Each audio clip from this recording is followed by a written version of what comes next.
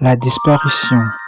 La disparition vise la situation de la personne dont on n'a pas retrouvé le corps, mais qui s'est exposée à un péril la dernière fois où elle a été vue.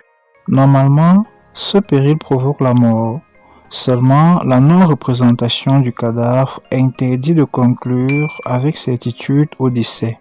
Le Code civil prévoit des hypothèses de disparition. Il y a disparition au cours ou à la suite d'un événement tel qu'un cataclysme naturel, une opération de guerre, une mesure d'extermination ou de représailles prise par l'ennemi, une expédition coloniale, une catastrophe ferroviaire, maritime ou aérienne, un incendie, une explosion ou un accident collectif ou individuel dont les victimes ou certains d'entre elles n'ont pu être retrouvées. Cette liste prévue par le législateur doit être considérée comme simplement indicative. La procédure de disparition, la déclaration judiciaire de décès. La procédure commence par un procès verbal établi par une autorité remplissant les fonctions d'officier d'état civil. Généralement, c'est l'officier d'état civil du lieu de la disparition. Ce procès verbal est signé par l'officier d'état civil et par les témoins des circonstances de la disparition. Il est transcrit sur le registre d'état civil et transmis au ministère de tutelle de l'autorité qui l'a établi. En principe, c'est le ministre de l'administration territoriale. Mais pour les militaires disparus en cas de guerre, c'est le ministère chargé des armées. Si le ministre compétent estime que les circonstances de la disparition ou les résultats de l'enquête autorisent à présumer la mort, il prend une décision déclarant la présomption de décès.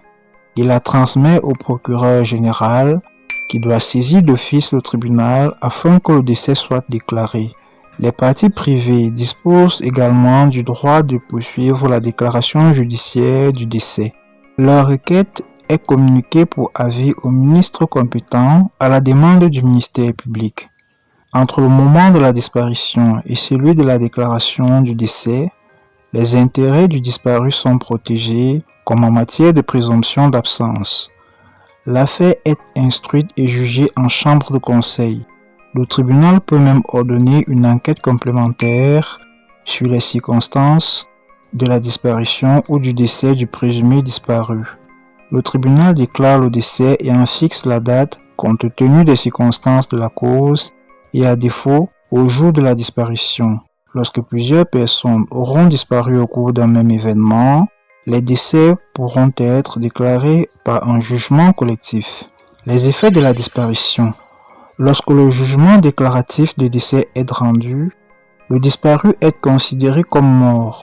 Par conséquent, son mariage est dissous et sa succession s'ouvre.